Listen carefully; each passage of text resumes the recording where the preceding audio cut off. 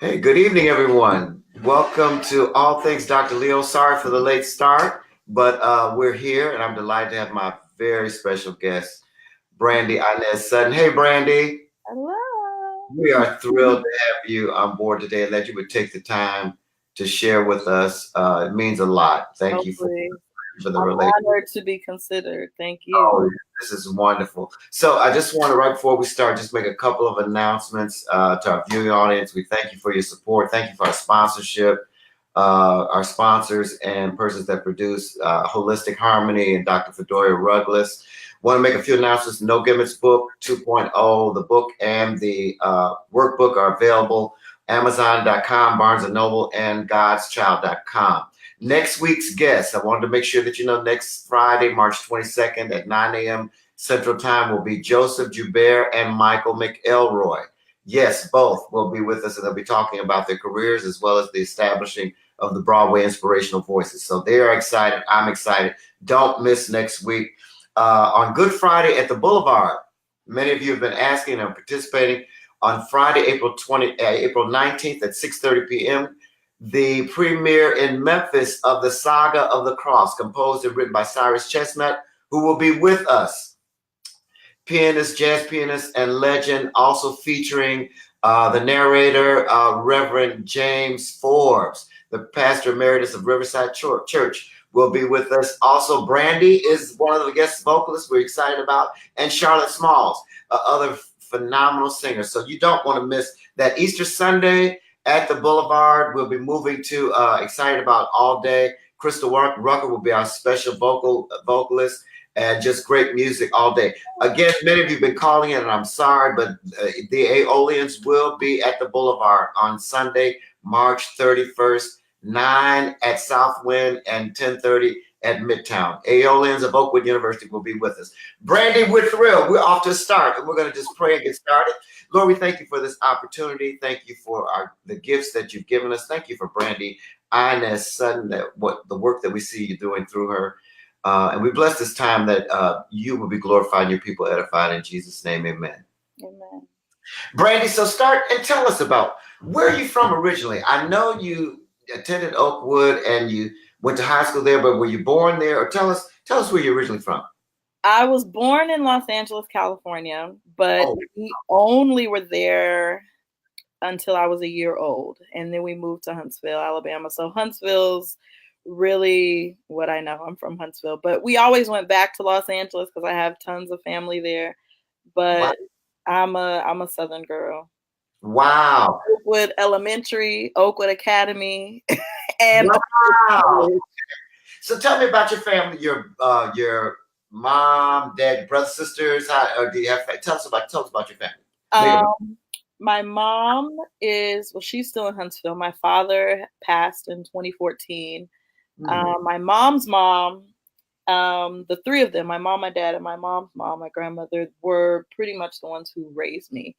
My grandfather passed, my mom's dad, when I was like 4 years old, 3 years old. So I didn't know him much, but I always would say I had three parents. I have an older sister, a baby sister, and a younger brother. Wow, you do, and I saw a post recently. Shared what like I saw a post on Facebook that during the Daniel Sneed, congratulations on that on the tour you Oh, were. Damien, yes, this is yes. Daniel Sneed, I'm sorry, and I saw where you met your one of your brothers or said Yeah, here. my dad has two sons that are older than me before he and my mom were married. Sure, And okay, I'd heard about them, like my mom kind of talked about them. My dad, he didn't really talk about them much, but okay. I knew that they existed and I wanted to find them. But one of them, the oldest one, who was 18 when my mom and dad got married, he's Hmm. now 55. He Wow. still was living in Sacramento, where my dad is from.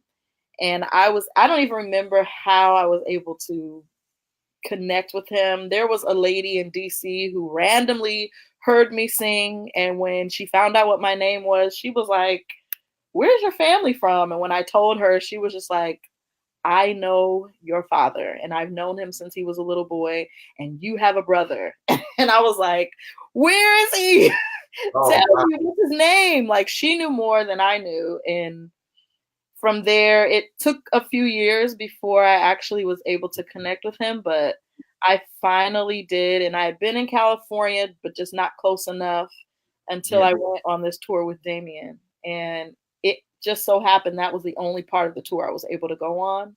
So Oh it's my not by accident that I got to meet my older brother for the first time. In person. gosh. Yeah. That is remarkable. I mean, that kind of connection. Well, we saw what I saw on Facebook. It was a very emotional experience for you. So that was just, and thank you for sharing those experiences. Oh yeah, of All course. that you do. It says a lot about who you are. So how did you first discover an interest in music? We want to talk about your career. So tell us what that. I've always wanted to sing. I've always sung around the house. I mean, since I was a little girl, my mom, I was so shy. I've always been shy. I'm still shy to this day. My mother would make me sing. And when I was little, after I got to like middle school, high school, she didn't really bother me as much anymore. I kind of just sang in children's choirs and stuff, but sang in high school and girls groups, and but didn't really think that I would make anything of it. Because my mom was like, what do you want to be when you grow up? You got to start thinking about what you're going to study when you go to college. Never was music a thing, an option on the table. Even though my grandmother, Inez Booth, who is my middle name, is who I'm named after, she was the chairperson of the music department at Oakwood for a collective number of, well, she taught there for a collective number of 44 years, but she was the chair for 29 years. Your So my grandmother. And she wow. played the organ, pipe organ, and piano at Oakwood College Church for many years every Sabbath. So she was very musical. She taught me piano. And she was the one who really encouraged me because I would listen to the Aeolians when I was in high school and always try to mimic the sound. And I said, when I go to Oakwood, I want to be an Aeolian. But when I finally got to Oakwood, I was too cool for school. I was like, I'm not joining the choir. I was a biology major. I wanted to go into pre-med to be a psychiatrist. And I ended up not joining the choir at all. But once again, my mother made me join the choir.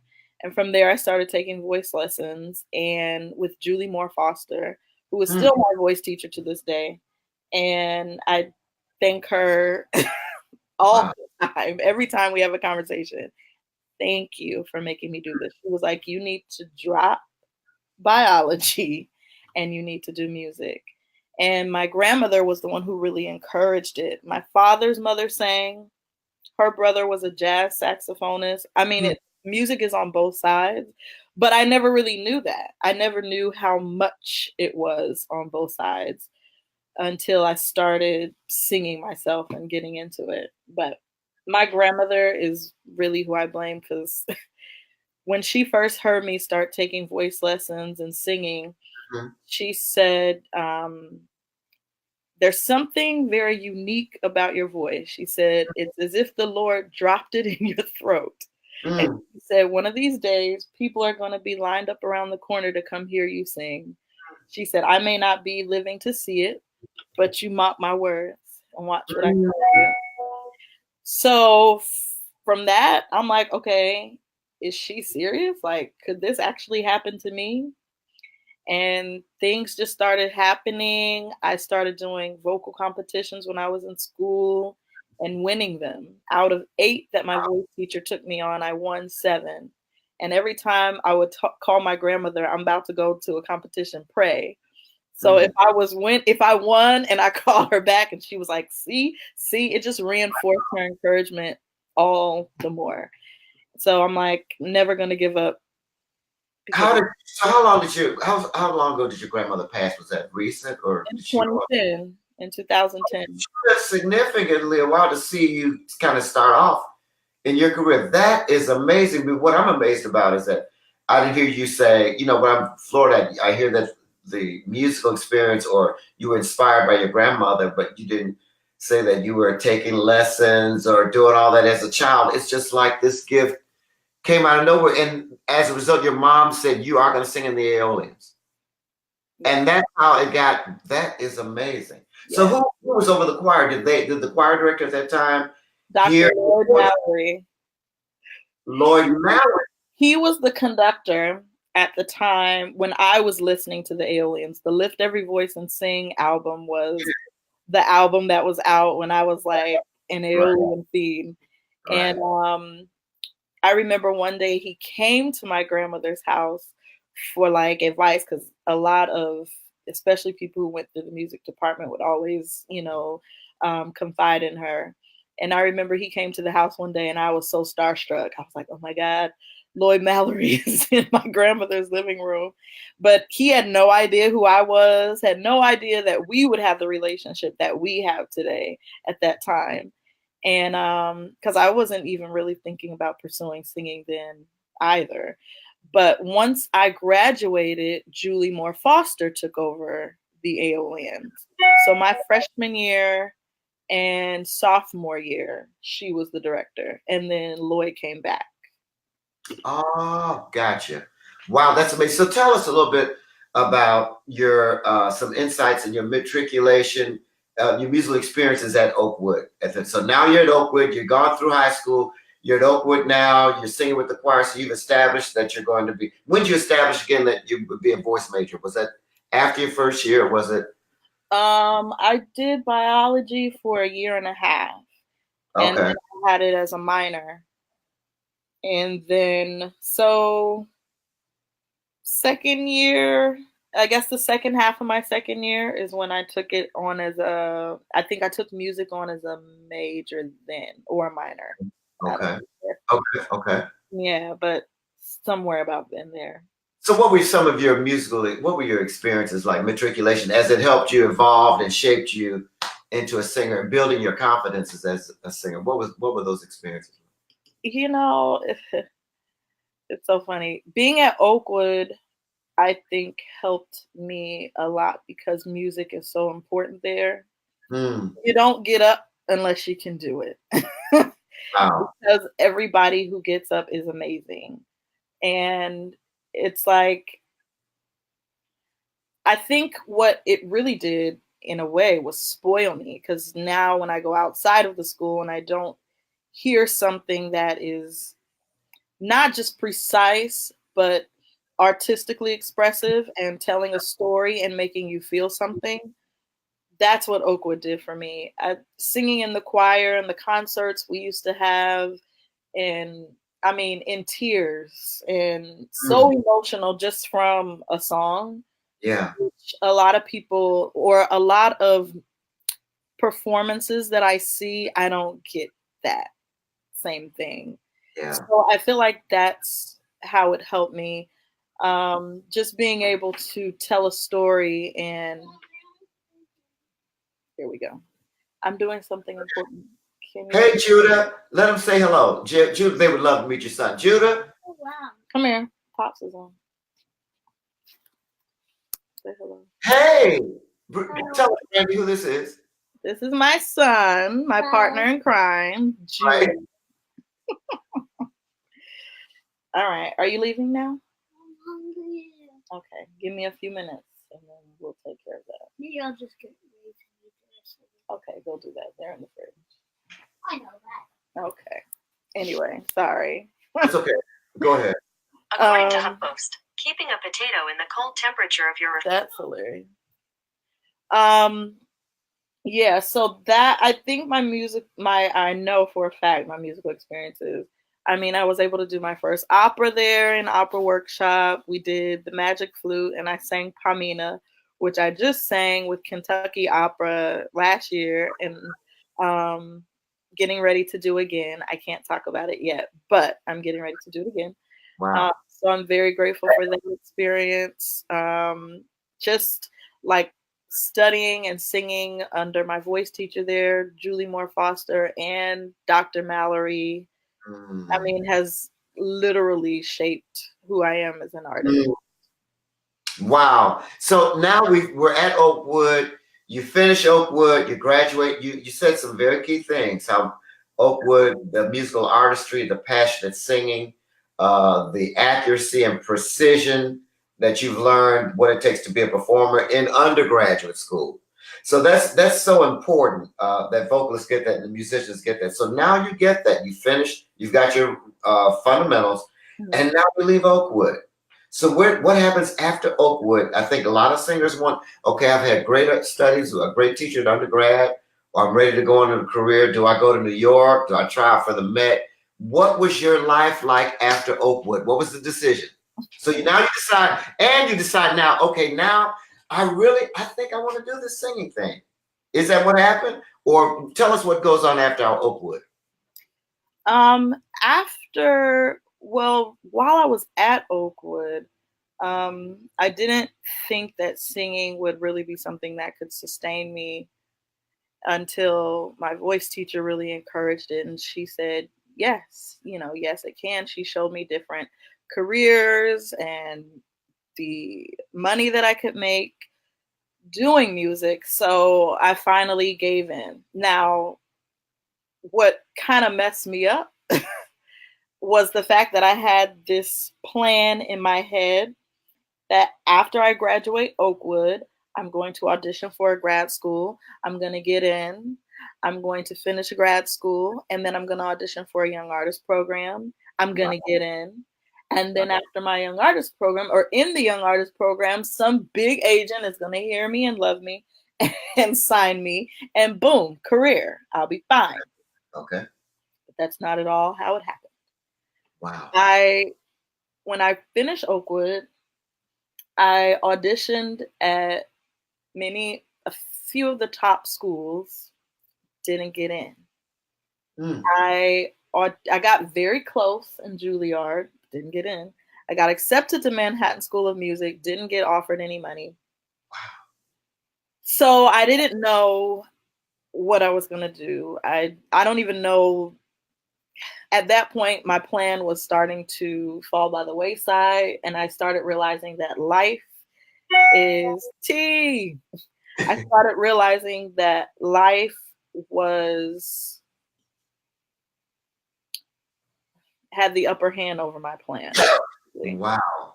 Wow. So I ended up going to Catholic University in Washington, D.C. And I did not have a great experience there. I don't even know how to sugarcoat it. I can't. I just didn't have a great experience there. I'm glad that I'm done with it, though. I did make good connections. I met good friends. I had the opportunity to do 2 roles that I would sing now. So that was beneficial. But the teacher I worked with, it kind of put me a little bit on a road full of stumbling blocks, because I feel like it really held me back a little bit. Okay, so let's stay right there for me, because I think this is going to help our viewers, especially those that are in the voice profession or with. So how do you discern somewhere along the line, and it's because I really know it's because you had fine training at Oakwood, but now that you moved to Catholic, okay, you've had the experiences of being rejected for grad school, whatever, those kind of things, but you move into a graduate program at Catholic.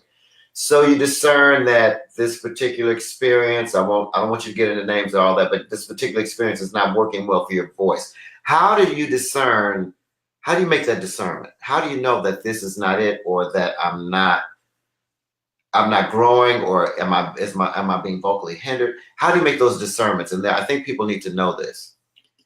The scary thing is I didn't know. I wasn't able to discern it, unfortunately. And I think that's why I stayed in it for so long and learned a lot of the wrong rep for so long, because I didn't know. I didn't know. When you say wrong rep, tell us, what does that mean? Does that mean rep that was too high, or too extremely difficult, or too technically difficult, or not difficult enough? I mean, I was able to sing through it, but no one would hire me to sing it with an orchestra on a stage in a house of maybe 2,000, 1,500 seats. Gotcha. Gotcha. Um, That's good.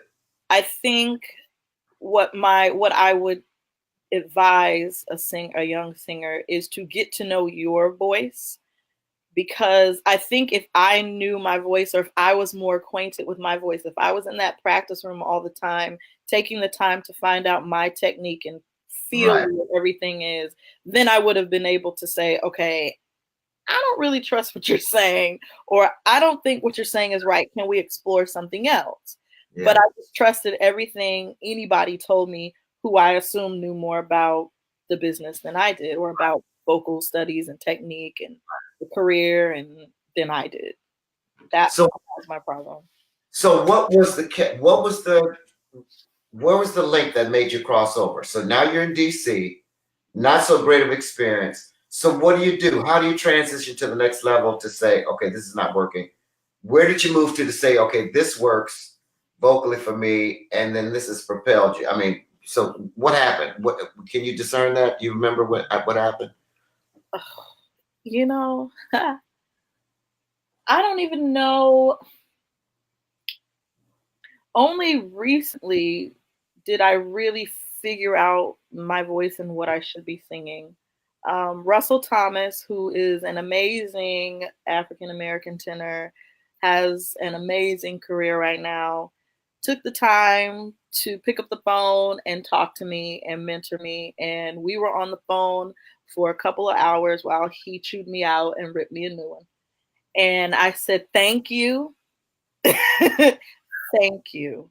And it put my mindset in a place where I had to figure out how to do it on my own, and not trust everybody.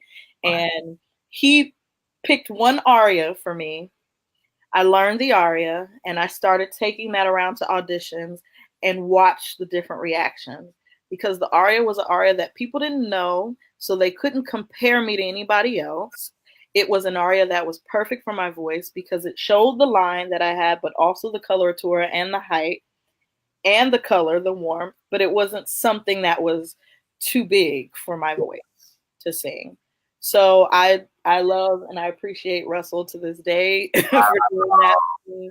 I think career wise, what really helped me was Martina Arroyo's program, Mm. Road to Performance. I auditioned for that. In the first year, I sang a role that I probably shouldn't have been singing. And then the second year, I sang a role that I probably should not have been singing. But it was a small house and a smaller orchestra, and it opened so many doors. Mm. And so many people I feel like were like, well, she shouldn't be singing Butterfly. That's way too big for her. No, I shouldn't be. But I did. And it opened a lot of doors for me. And I don't regret doing it. So Wow. you got to go with God. Yeah. No matter what anybody says, you got to talk to him and make sure you have a relationship and figure out how to hear what he's instructing you to do. Because people will distract. Yeah. That's good stuff, Brandie. That's good stuff. That is wonderful. So now your professional career begins. And so what were some of the highlights? So you're taking this aria around, you're singing, you've won a couple of competitions, it's kind of getting your name out the buzz. Brandie Inez Sutton. So tell us about some of these highlights during this initial period of your career. So what was it like? So are you still in DC? Oh, I'm in DC. Nothing really happened for me until I moved to New York. Because when I moved, when I was in DC finishing my master's, I remember my voice teacher told me, don't move to New York because you'll be like a lost little lamb. Everybody there is good. The competition is crazy. You'll never make it. Wow. So all the more reason why I was like, I'm going. So, so I moved. And it just started off very slow. I auditioned. I did a lot of competitions, never got past the first round. I did a lot of auditions. I still audition for young artist programs. I moved to New York in 2009. Never got into any young artist programs except for Martina's program in 2013, 4 years after moving to New York. So it was a very quiet few years. When people ask me like how long I've been singing, or how long have you been singing professionally, I'm like, I don't know. because I've always done little gigs here and there for church and things like that. But as far as like doing actual roles with companies, that literally started maybe last in 2017. Wow. So I was here for since 2009. Mm-hmm. So 8 years before I only really consider myself to just now be starting. But Wow. That's amazing. So the key is that you keep the drive, and you said something so essential, is that you have a relationship with God, and that you can hear and discern His voice out of those other murmuring voices. And you focused and said, "No, I'm going," and it has been all the best for you. So now you've performed at festivals, various ensembles. I went to hear you last year with Roderick Cox and the New Orleans Philharmonic, and you did the Messiah with the Emmy. It's unbelievable. So you're doing these engagements. Tell us about some of your most memorable experiences or performances that you said, I didn't think I was gonna get that gig, but I got it, and I did pretty good. So tell us about some of those. oh man, memorable. A memorable experience was singing Madam Butterfly for Martina's program. Um, what was probably the most memorable for me was coming in there and not knowing my music for Act 3. I had learned because I did not realize how much, and Martina warned me how much of a doozy Act 2 was. So the beginning of it, but it was like the end of it, I was still like, I didn't know it as tight as I should have. And I remember Martina chewed me out and I cried like a baby. Wow. But it taught me so much. And from there on out, that was memorable for me for that. Also because I'm gonna just tell you something about God real quick. At that time when I auditioned, I went into audition for the other opera they were doing that summer, and they gave me a hard time in the audition. In any case, I ended up getting the role, and I told them, I'm trying to find housing right now because I didn't have an apartment at the time. Mm. And I was trying to find one in New York. You have to be able to prove that you are making a lot of money to get an apartment. And you have to be making a lot of money to even be able to prove it. And being a musician, I didn't have the documents that, somebody in a regular 9 to 5 would be able to produce. So from singing Butterfly, there was a board member who heard me and fell in love with my voice.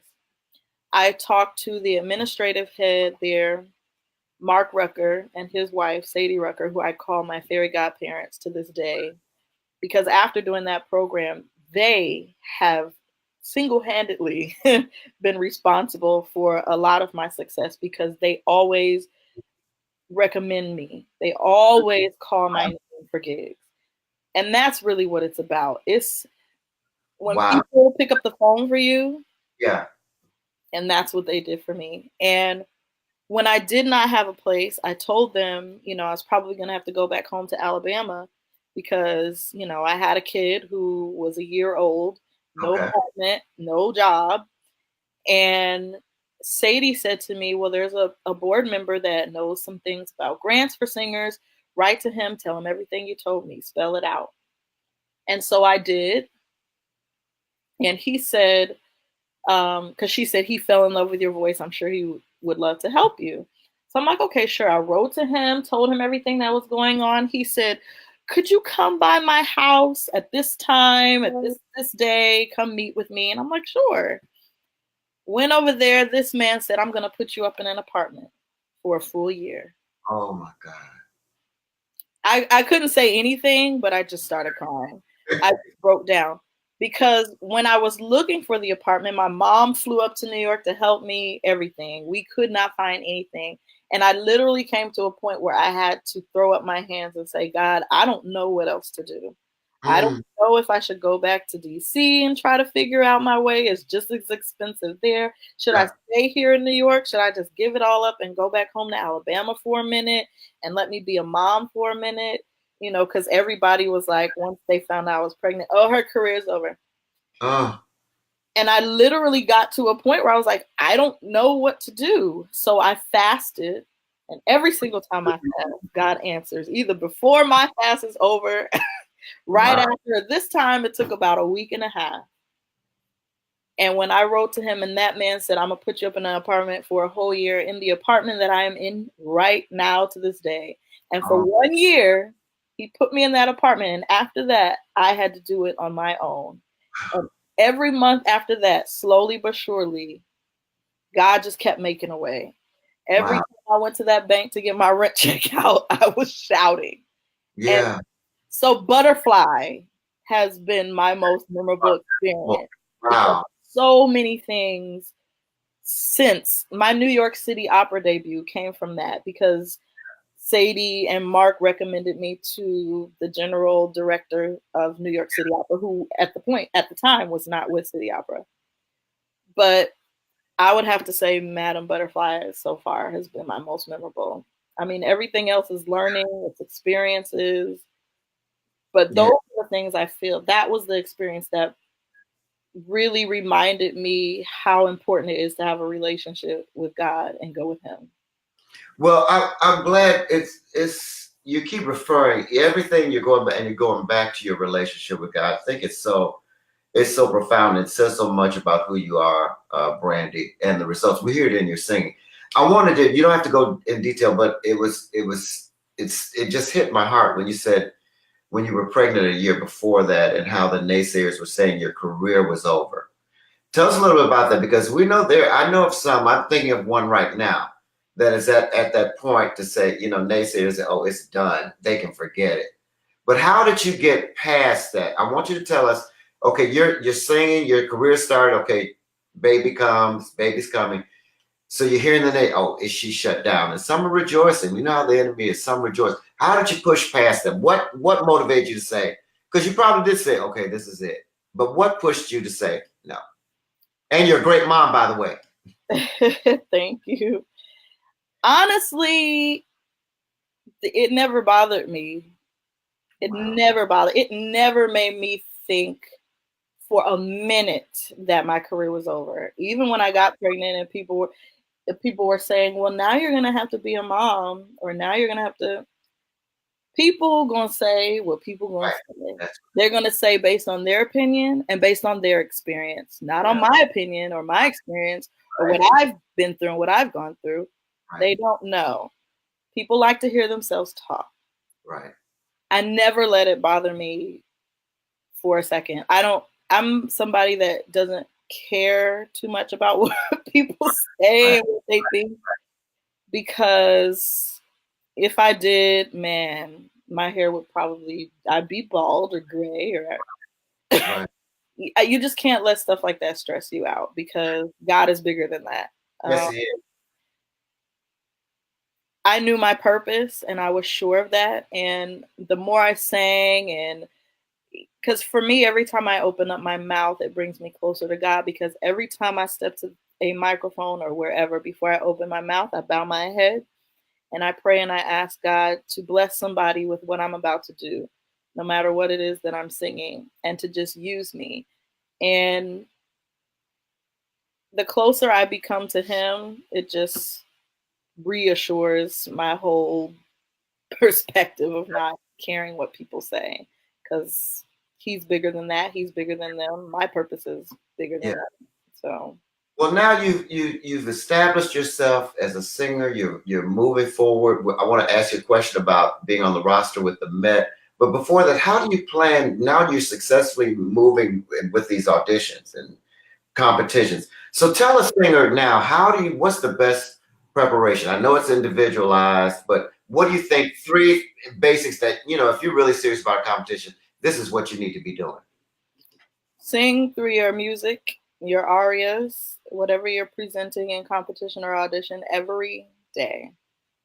So much so that when you open your mouth to sing it, it feels like happy birthday, or or Wow. whatever it is that you're used to singing that just flows out. It should be in your bones and in your body, so much so that no one can argue with what you're doing. You have to be very confident of it and confident in what you're doing so that you sell that to somebody else. Because the person on the other side of the table is human, just like you. They have an opinion, just like you. They may not like your voice, but the person next to them may. Right. So I say just be so confident and so what is the word I'm looking for? Just sure about what you're doing. And that way when somebody hears you, they know you know what you're talking about. That's what I say. I don't even really feel like I ever became this super successful auditioner or competitor in competitions. I hate competitions. I hate auditions. A lot of the jobs that I've gotten have been from somebody saying, hire her. You need to hire her. Or Right. somebody heard me and they're like, well, we want you to come sing this. That's where my jobs have come from. I still, to this day, I just got a job from an audition last month. And before that, this past audition season, I don't know how many auditions I did. It had to be 10 or more, and I got one offer. Wow. And I Wow. couldn't do it. Because I'm Wow. getting ready to do Knoxville Summer of 1915 with Robert Cox and the Richmond Symphony Orchestra in October. Oh, fabulous. Oh, that is going to be with Roger Cox. Oh, that is fabulous. And that's out of your relationship, I'm sure, from the Messiah in Indianapolis, the gig you did with him. The first time we worked together was when we did Carmina Burana at the Color of Music Festival. Wow. Oh, wow. That is fabulous. So now tell us a little bit about those invitations, but tell us a little bit about what led you to have the opportunity on the artist roster with the Met. How did that come about? I mean, the Metropolitan Opera. Well, I did an audition called NIOPS.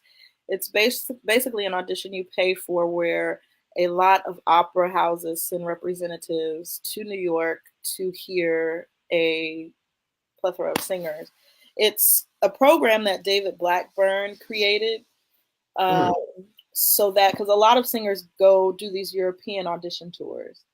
And it's very expensive because you have to get flight and find somewhere to stay and hop from company to company. So he made a program where a lot of opera companies can all be in one room and you can sing that one audition for several at one time and you pay for the audition.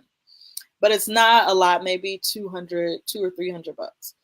So my mother made me do it once again. And she was like, and I told her I didn't have the money. She said, I'll pay for it for you.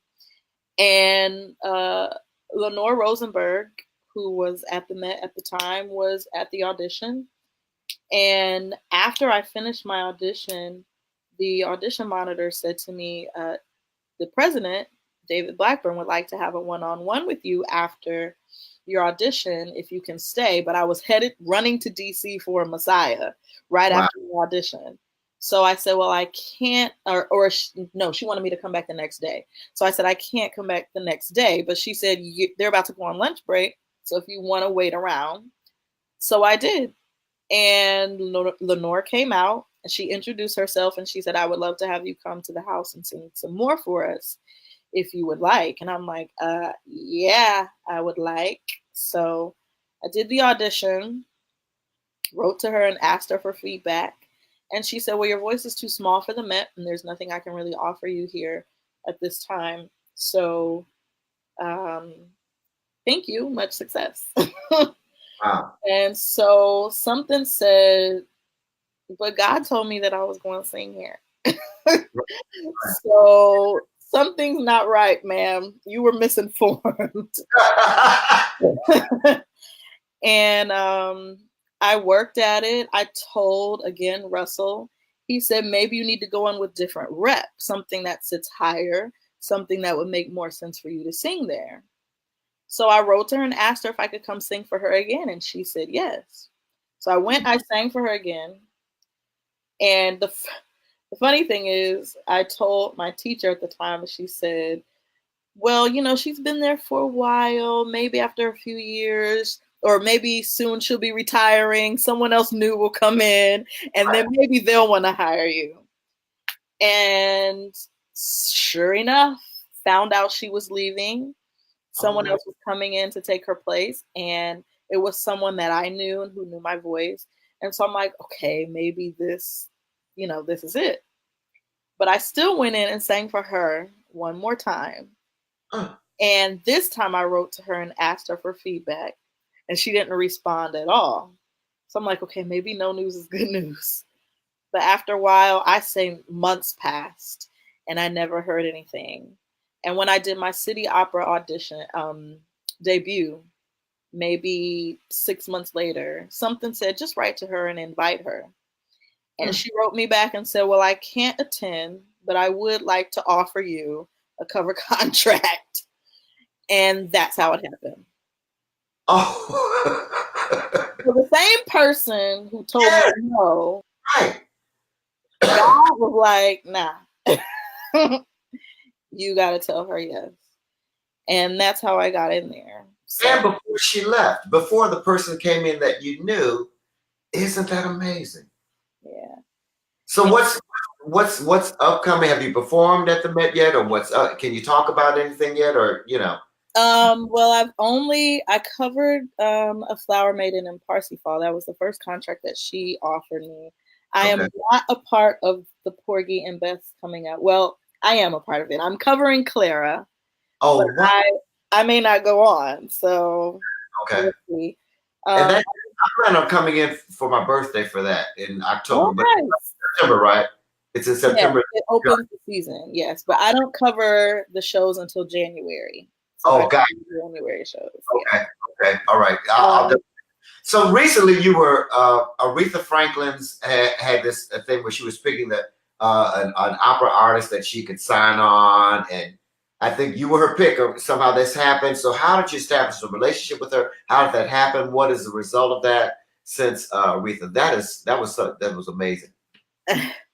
Well, I saw a competition that I felt like probably wasn't going to be, oh my gosh, New York inbreeding, as we like to call it. Yeah. And so I felt it would be judged fairly. Not to say that the New York competitions are not judged fairly.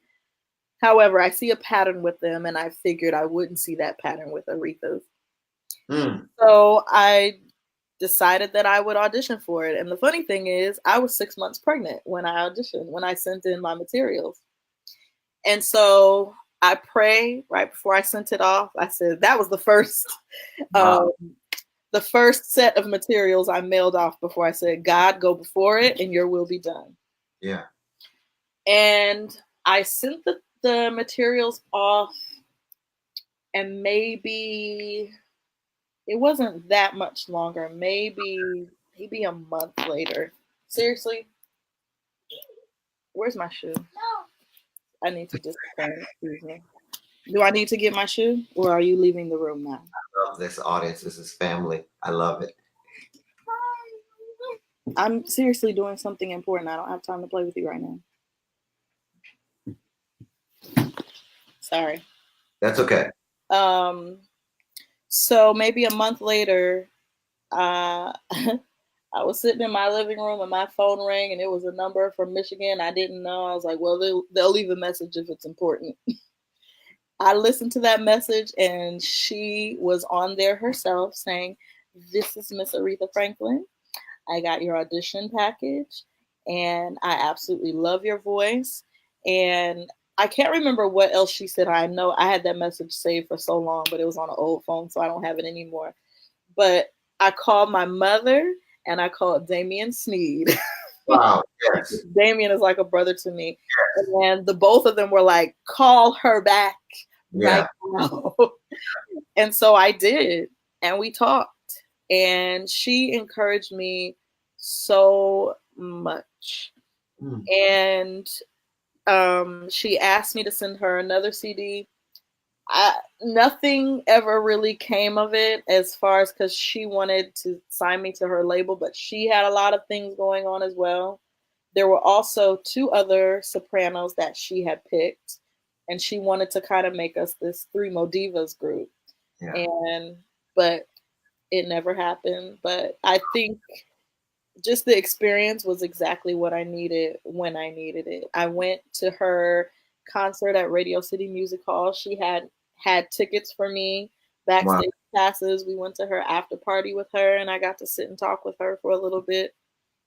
And the experience was what I needed right when I needed it.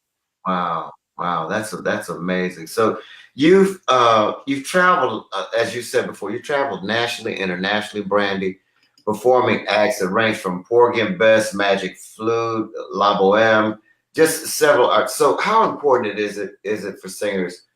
I guess I'm still kind of talking auditioning and outside otherwise, if they're looking for roles, to diversify and to know operatic repertoire, if that's the area they're going, how do they go about it? Or is it the teacher? I hope I'm asking the right question. Is it making sense that the diversify?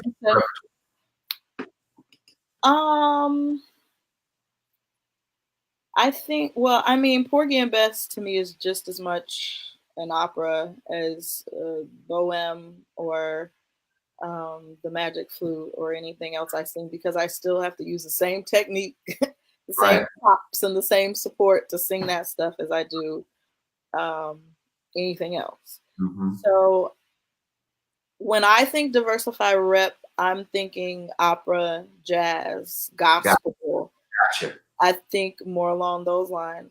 I think that whatever is the most comfortable for a person's voice to sing, what fits you the best, sing it all. If you can do it comfortably and it shows what God has given you, do it. Gotcha. I think being diverse is very beneficial, but you can also be not diverse, but be very good at what you do and still find your way in the career. Absolutely. What are some life lessons, Brandie, that you've learned? Tell us some life lessons through your career. Now, if you think back, just say, "Wow, these are just two life lessons." What would you say? That life is life, and things are gonna always be changing. Always be open to change, and always be open to the fact that maybe you didn't hear God right the first time. Maybe you heard something else, or maybe your own will took precedence and muted him for a second.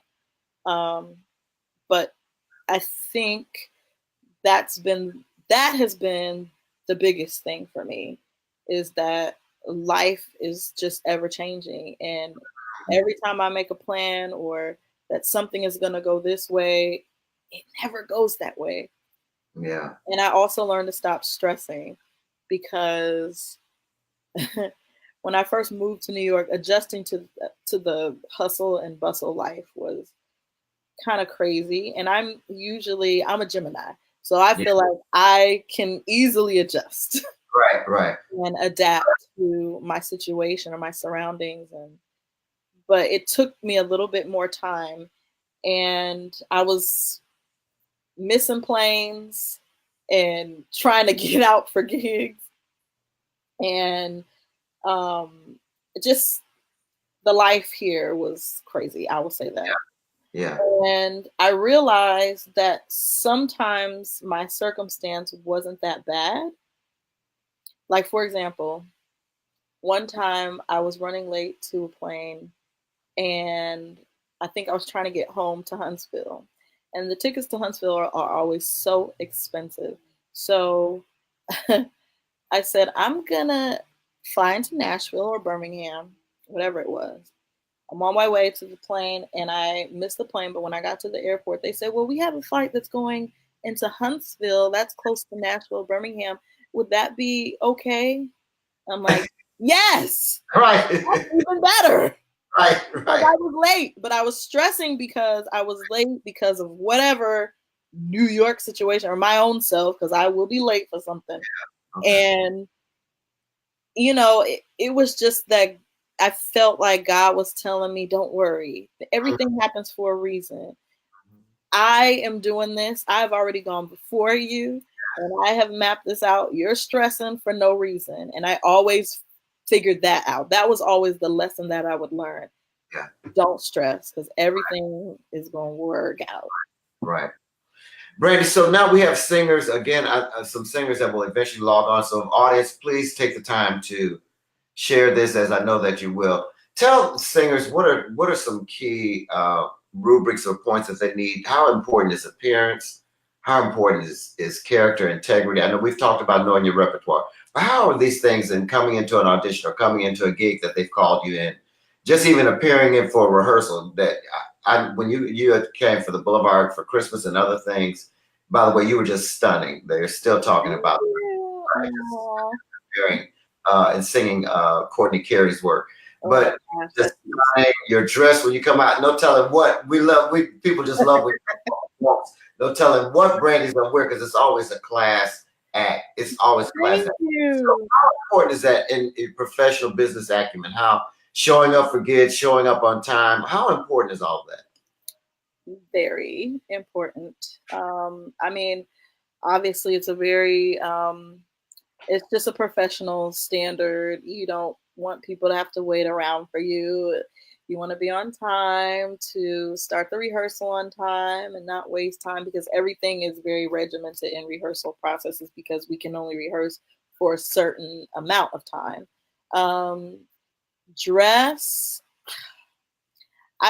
Dressing is just important to me because I like fashion. I appreciate fashion.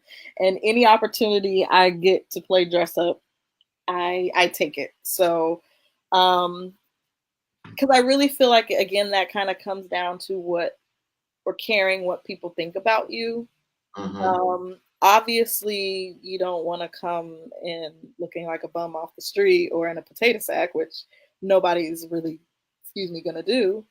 But I think if you go in and do your job well, people don't really look at that as much. I don't know.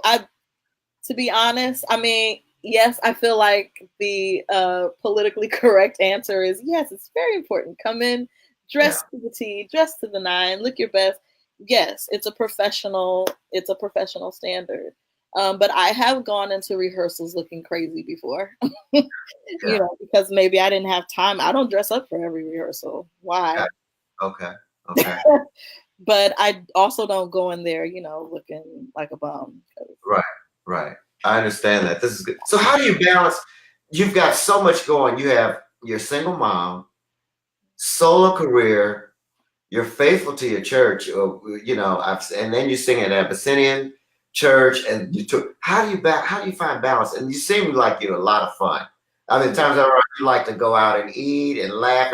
So how do you balance that? And you've got a young son that you've done exceptional with. So how do you find balance with all this? Man, he's just sent people. I have a village. I literally have a village. I'm also a ringer at Grace Baptist Church in Mount Vernon, New York, and the minister of music there, Derek James, and his wife, Carla James, have kind of adopted me, and especially Judah. Judah, when I go on tours, he stays at their house for 2 and 3 weeks. Oh, that's they are literally me, and take him to school and everything. And sometimes he'll stay with his dad. Sometimes he'll stay with my best friend Kali, and he loves all of them, and they're all like family to him. And to the point where, and I think because he's so used to it, when I have to leave, he's like, "Okay, bye. I'll be fine. I'll see you when you get back." So that's never really been a problem. That's awesome. But I have a village. Well, I'm glad. One of the things I'm thrilled about and experiencing with you, and I know that's out of your SDA upbringing and your relationship with God, but your attachment still, that your career has not compelled you to not be involved with the church. You still singing it, like you said, Grace Baptist, Abyssinian. You're taking those things to heart. You still keep the church close at heart. So how do you, in experiencing this, how do you think we can maintain excellence within the church? The churches that you've mentioned, you experience with, they have great music. They try to keep that going. So how do you since as a singer, as a vocalist, or vocalist in the churches, how do you think we should, as directors, can continue to maintain excellence within our churches? You know what I have noticed, many of the churches that I have sung at where I have experienced excellence, the leaders have a relationship with God that allows them to have purpose for what they do. Mm, And it's not a show, it's not a performance, it's not right, a competition. right, It's about uplifting and doing what God placed them in that position to do. right, right. And so those experiences for me, like you said, I mean, maintaining excellence is not hard if you've already been equipped Wow, that's good. That's good, Brandie. from That's God the Father. He's going to keep you on point as long as you stay connected and you're doing what He's instructed you to do. He's going to keep you excellent. He's going to raise you above. I right, think once you get into a mindset of it's about me and getting my name and my followers on Instagram because, you know, what I do is so great. I think once a person loses sight of that and gets stuck on me instead of purpose, that's when it can start to decline. yeah. But, you know, God the Father, Son, and the Holy Spirit, that's the glue. That's it. That's awesome, Brandie. So tell us what's on the horizon for you. We're almost done. What's on the horizon for Brandie? Oh man, I'm trying to think what I can talk about. Okay. Because it's some things I can't say. What am I? I'm getting ready to sing tomorrow Okay. for the B Sharp Queens Long Island chapter of the National Association of Negro Musicians. They're having an afternoon at the opera at Oh, Amity Baptist Church in Queens tomorrow at 2:00. So I'm doing that. I'm okay. also going to be participating in a conversation with Florence Quivar. It's a tribute to her. Ira Sif will be interviewing her and myself and the amazing, amazing, amazing mezzo Janae Bridges, who is like everywhere these days. She's also singing on the program. And then in April, I will be doing a concert with Marvin Lowe. It's Oh, wow. at City College in New York, April 6th. I'm gonna update my website with. I'm terrible at that. With Marvin all of my Lewis, dates as well. singers at Abyssinian as well, correct? Yes, Marvin yes, Bass. Yes, yeah, I remember Marvin. Yes. yeah. Amazing baritone. Yeah, it's gonna be a really good show. We actually did it last year, and it's kind of a back by popular demand type situation. So Okay. I'm doing that. And then this summer, I will be, I don't think I can talk about that yet, Sure. Okay. Okay. but I Okay. will be doing a role with the company. And then what else is coming up? Oh, I said I'm doing the Knoxville Summer of 1950 with Roger with Richmond Symphony Orchestra in October. And then December is when I start covering Clara at the Met. Wow. And then I will be with a couple other companies. I will be back in Seattle at Seattle Opera singing Musetta in Bohème. And that's not until May of 2020. Wow. And I'm doing something else. Oh, I can't talk about that yet. Sure. Okay. But yeah. How do we reach? How do persons that want to hire you or to inquire about your availability for? Is there an agent number you can give out or a website? My agent is Ken Benson. You can find me on his website, Ken Benson Artists, or you can come to my website, which is brandiesuttonsoprano.com. And his information is also on there, and there's a whole page for inquiry. Brandie, we're getting ready to end. Tell us about just 3 core standards. We have pastors online, theologians, scholars, singers, all kinds of life. What would you say are 3 core standards you deem necessary for musical excellence? I know you've kind of given out some things earlier but what do you think these are just things I kind of live by and I think are really important in order to ascertain that? Well, for me, absolutely, and I've said it countless times, is a relationship with God, being connected.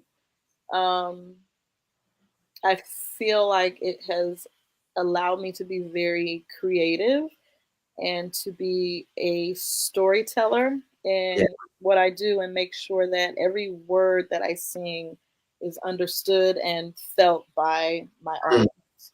Um, mm, and I just that connection alone has mm, done so much because beyond the rejections and the naysayers, mm, so he has been constantly in my brain telling me, no, you can, mm. because I equipped you for this. You Yeah. can. That has been important for me. So, because after all the rejections, I could have given up. I've thought Mm, about giving up several times. mm, There was always something that said, no, you can't. mm. Um, Developing my craft, practicing, getting into a practice room, getting to know my technique, what it is that God has given me, what I Mm. can do naturally, and what I can do to develop it and cultivate it. Because yes, God put it in me, but I got to water it and give it sunlight and feed it. And I have to do my part. Um, Right. that's two things. I don't even know. I feel like those two things Right. really encompass. Right. That's it. That's fine. That's great. Well, you've heard it. You've heard it from Brandie Sutton. Brandie, thank you again. Of course, For thank the time. you. Thank our listening audience. Just again to share with you, we thank you for your time sharing with us, coming on All Things Dr. Leo. Again, next Friday, 9 a.m. Central Standard Time, we will have our guests, Joseph Joubert, concert pianist, and Michael McElroy will be our guest. And I want to leave our closing thoughts. Sometimes the smallest step in the right direction ends up being the biggest step of your life. So tiptoe if you must, but take the step. Take the step. Brandie, would you mind closing us out in prayer? Sure, absolutely. Okay. I'm gonna pray. Are you gonna pray with me, or thank you? Judah's gonna pray. Awesome, Judah. Hey, Judah. Close your eyes. God, we thank you. God, I thank you. We thank you for the opportunity for Dr. Davis and what he is doing, and for him following your instruction to do what he is doing and to uplift so many of us and to give so many of us countless opportunities. I thank you for waking us up this morning and giving us another opportunity to live and in your will and follow your path. And I ask that you will keep our minds stayed on that so that we will stay on course and do the work that we are to do to spread your love and your light and just who you are to those who may not know, so that we can hasten your soon coming. I ask that you will keep our minds stayed on thee, be with Dr. Davis as he continues to do what he does, with myself, everyone else that is under the sound of my voice. If anyone has a prayer request, I ask that you just go in and be with them, comfort them, and assure them that you have got it under control, that you love them, and just give them comfort and ease in knowing that you are going to handle their situation according to your will, which will be the best way. And I ask that you be with us all as we have a good weekend. And always remember to be an example of the love and the amazingness that you have been to us in our lives day to day, and share that with someone else so that someone will look at us and say, I want what they have. And I ask that you be with anyone that is pursuing a career, that wants to do this, to not give up, but to always check in with Yeah. you. Make sure that they are hearing your voice and not the naysayers or anyone that is being negative, but just hearing what you are saying, and help them to find that voice within themselves that is you instructing them. In the name of Jesus, I do pray. Amen. Amen. Thank you, Brandie. Thank you, audience. Thank you again to our sponsors and producers, Holistic Harmony, Dr. Fedora Ruggles, and our graphics team, DigiSuite, who works with me tirelessly week to week, Stacy Dandridge, and Sean Davenport. Great. Thanks, guys. See you next week. Please share. Love you, Brandie. Love you, Judah. You too. All right. Talk to you. Thank you. Bye, Judah.